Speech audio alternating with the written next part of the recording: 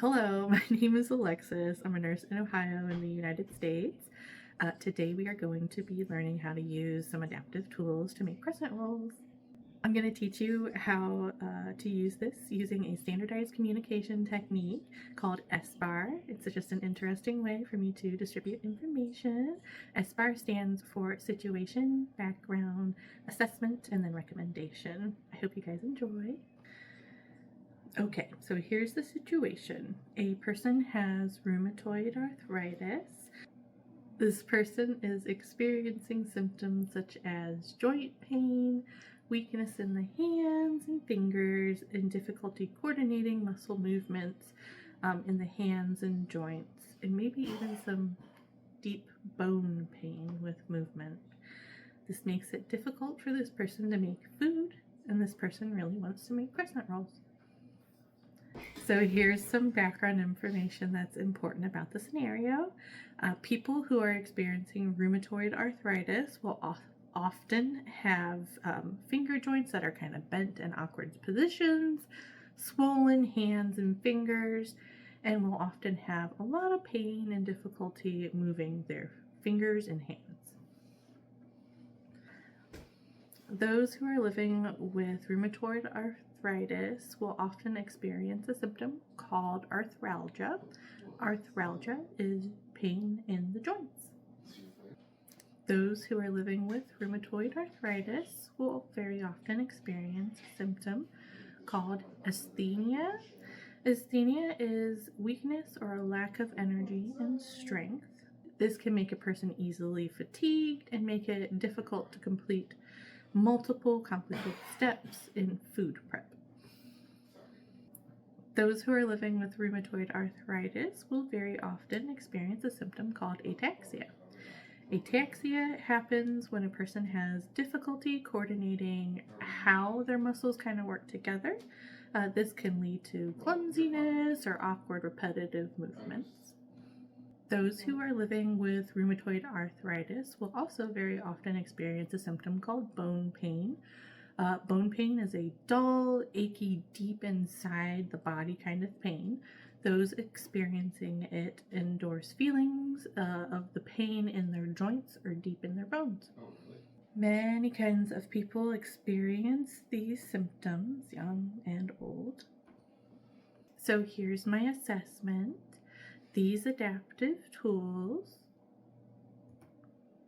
can help a person who has rheumatoid arthritis. This person is experiencing a lot of joint pain, difficulty coordinating their movements, and weakness with their tasks. These adaptive tools can help along the way with some energy conservation techniques to protect a person from harm from overexertion, helps these people to complete the steps safely, and then helps them to be able to complete the tasks a lot easier. This person has everything that they need in order to make crescent rolls. They just need instruction. Well, here's my recommendation. I'm going to show you how to make crescent rolls right now using these adaptive tools. I'd love for you to watch.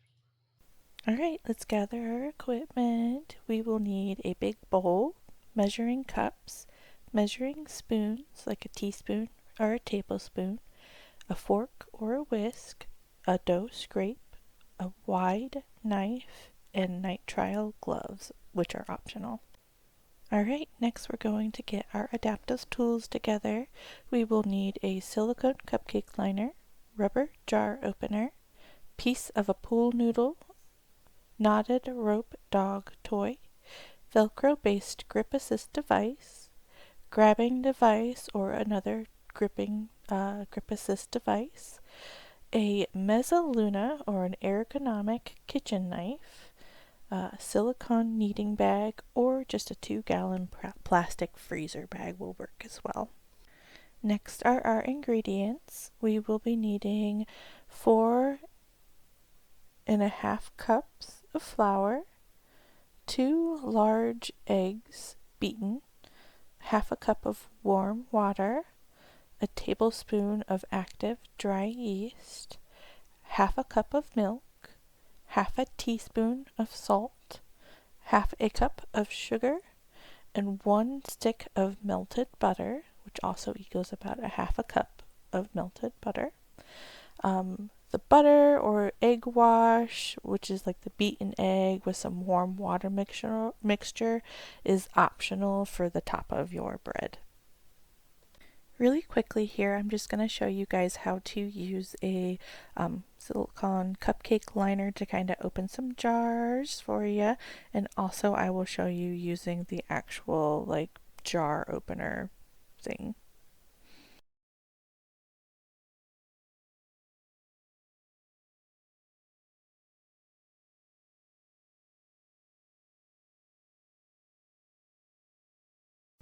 Just going to show you a little bit here how to use these pieces of pool noodle to kind of help you with the rolling pin and gripping onto your spatula or your whisk or whatever you need.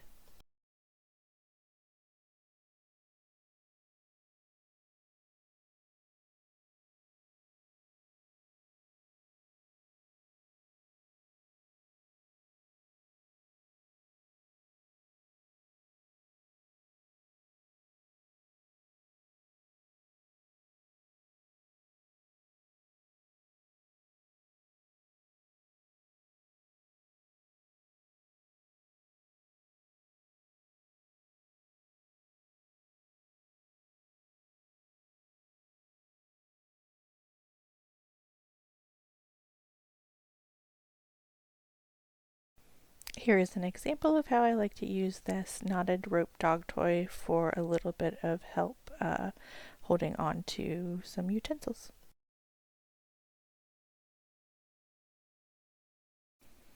These Velcro based grip assist devices, I actually bought them on Amazon, I believe.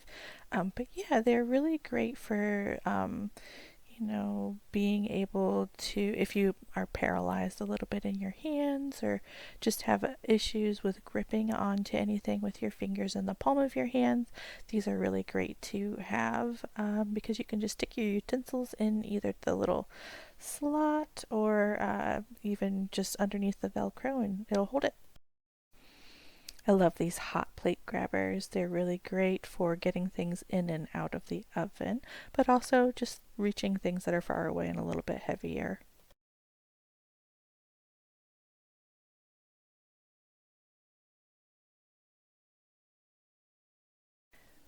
Alright, step 1, set up your workspace. Make sure you get all your equipment nearby so that you don't have to reach too far for anything.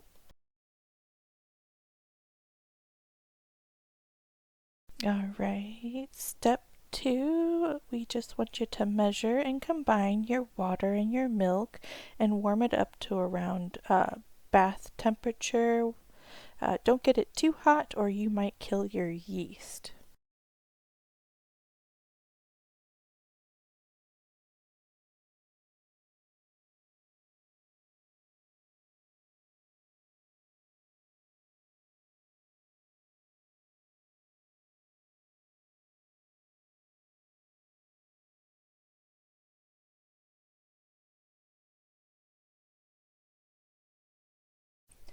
Step 3, mix your sugar, yeast, and salt into your milk and water.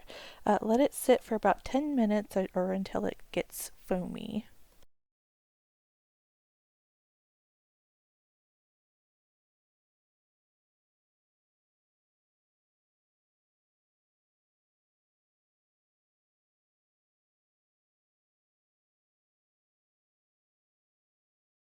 Go ahead and beat your egg and set it aside.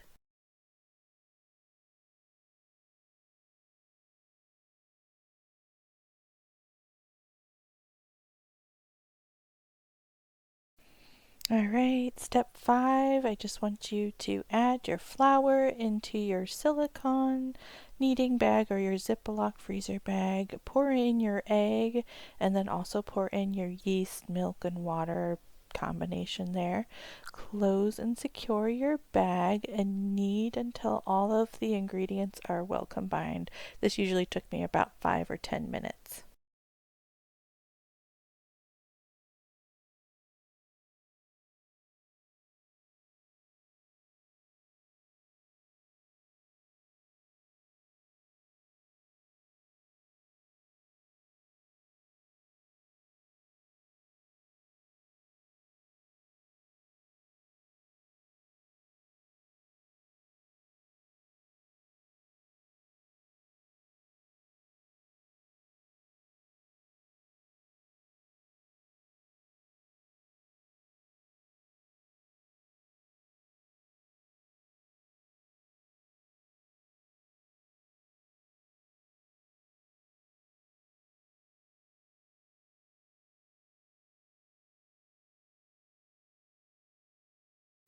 All right, put your dough into an oiled bowl, flip it until the dough is covered in oil, and then cover with a towel and let it rise for about an hour. After an hour, go ahead and dump your dough out onto a floured surface.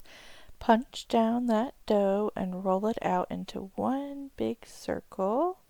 And then you can cut it into about 8 to 12 pizza looking slices. And then those slices you'll just want to roll up into crescent roll shape.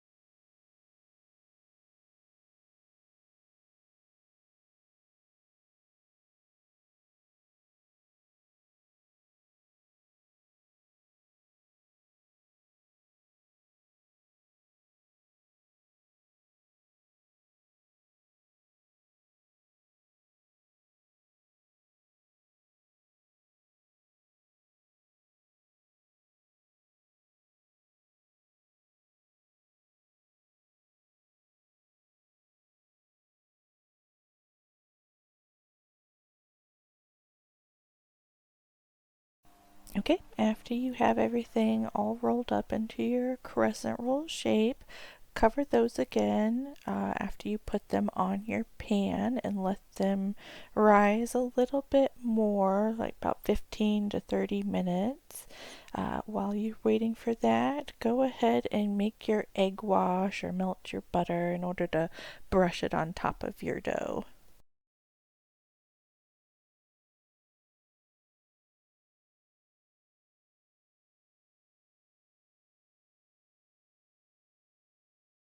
All right, really quick here, I'm going to show you how to make an egg wash. It's just an egg and some warm water. I really love using this knotted rope dog toy. It feels so nice not having to use my hands, especially when they're really sore, to hold on to these things.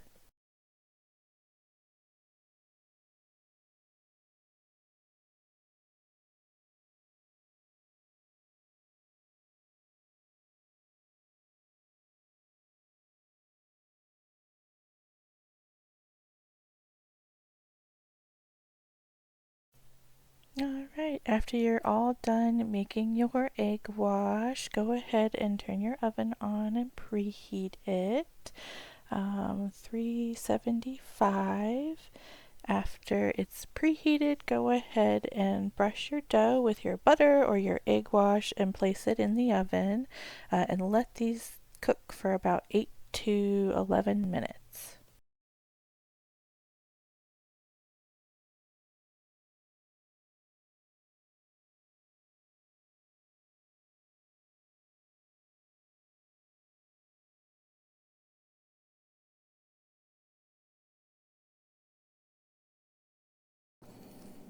All right, now you're just gonna want to let these cool a little bit. I did not, just because I wanted to get some good action shots for the video. But yeah, 5 minutes, let it cool.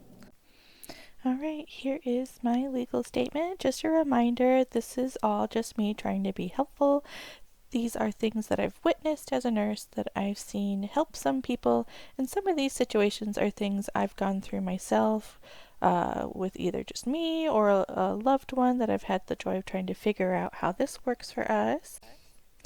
I am not affiliated with the education I provide in links, and they are not affiliated with me. I just use these to either make the education or I found inspiration in it. Nothing I post here is meant to diagnose or medically treat people. If you do resonate with some of these symptoms and need additional information on if you could be experiencing this, please make sure you talk to your doctor or your medical team. Any opinions I express are my own and not the opinions of an employer. But if my employer is watching, I would really love a raise.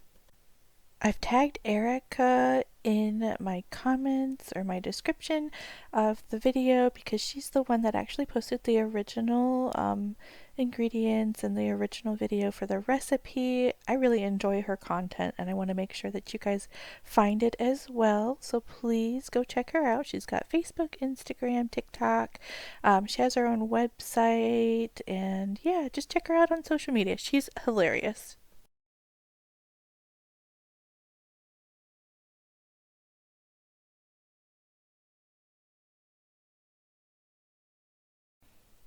Please tag me in any videos you guys make using these instructions. I really want to see you succeed. It would bring me the most joy to actually see these adaptive instructions help others.